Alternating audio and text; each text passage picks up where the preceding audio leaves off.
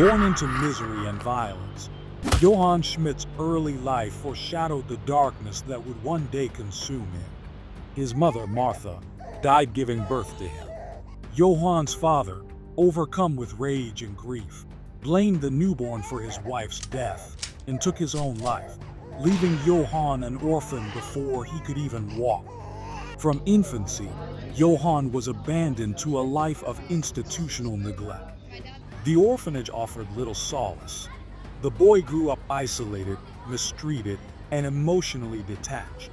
He formed a solitary bond with one other child, a brief flicker of connection in an otherwise cold existence. But even that was short-lived.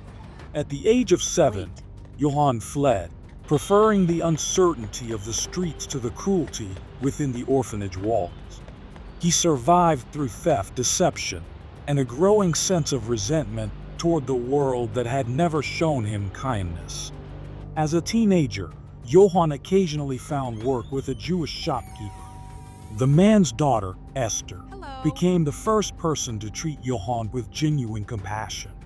For a moment, he experienced a version of life that could have taken him down a different path. But Johann, emotionally stunted and unable to process empathy, misinterpreted Esther's kindness. When she rejected his unwanted advances, he reacted violently, attacking her in a moment of blind rage. That act of violence would become the turning point that fully set him on the path of hatred and destruction. By the time the Nazi Party seized control of Germany, Johann was working at a hotel. One fateful day, he served none other than Adolf Hitler himself. That night, Johann foiled an assassination attempt on Hitler. The strange thing was that the attacker was his old friend from the orphanage. His action impressed Hitler, not just for his loyalty, but for his apparent ideological malleability.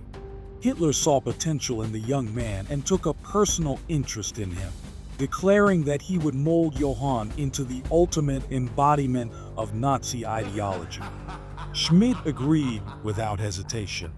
Under Hitler's tutelage, he received extensive military training and psychological conditioning. Hitler presented him with a grotesque, crimson, skull-like mask, symbolizing terror and fanaticism. It was the moment Johann Schmidt ceased to exist, and the Red Skull was born. The Red Skull became Hitler's most trusted operative, specializing in psychological warfare and terror tactics. In the early years of World War II, his name became synonymous with fear. His missions to stabilize resistance groups, spread panic, and enforce Nazi control across Europe. His efficiency and brutality prompted the US government to create a countermeasure, Captain America, a super soldier and patriotic symbol designed to rival the Red Skull's influence. Initially, Hitler viewed the Red Skull as his proudest creation, giving him nearly unlimited authority and resources.